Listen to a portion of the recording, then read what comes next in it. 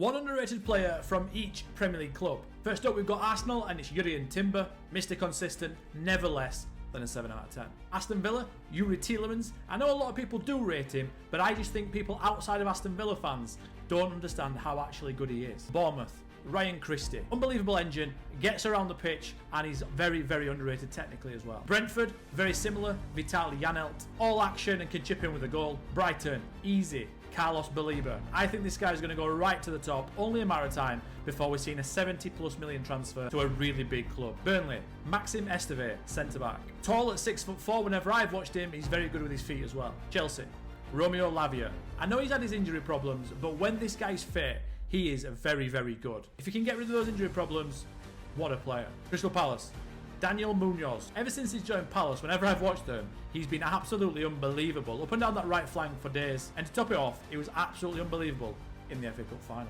Everton, Dwight McNeil. I've always rated Dwight McNeil, just think he's very underrated, and technically he's top. Strong on the ball as well, and his numbers every year, despite Everton being quite poor for the last couple of seasons, have always been quite good. Fulham, Rodrigo Muniz. He did go through a bit of a purple patch when he was just scoring everything that he touched. I do think this guy, if you can get him consistent, will be an absolutely unbelievable player. At Leeds, I'm going with Tanaka. Didn't watch too much of the Championship last year, but when I did, he stood out to me head and shoulders above his teammates. Liverpool, Harvey Elliott. I know right now he's having a really good tournament at the Under-21s, but before the Under-21s tournament, not sure people realise how good he is. I think he's very good, and whoever he signs for, he's going to have an unbelievable player on their hands. Man City, Oscar Bob. This guy has got talent coming out of his ears. Had a bad injury last season and missed the entire season. This guy, it's only a matter of time before he blows up. Man United, Patrick Dorgu. Now, I don't think we've seen the best of Dorgu because obviously Man United are struggling as it is, but I think this guy has got serious potential. Newcastle, Tino Livramento. Now, I know a lot of people do rate Tino Livramento, and mostly this is Newcastle fans, but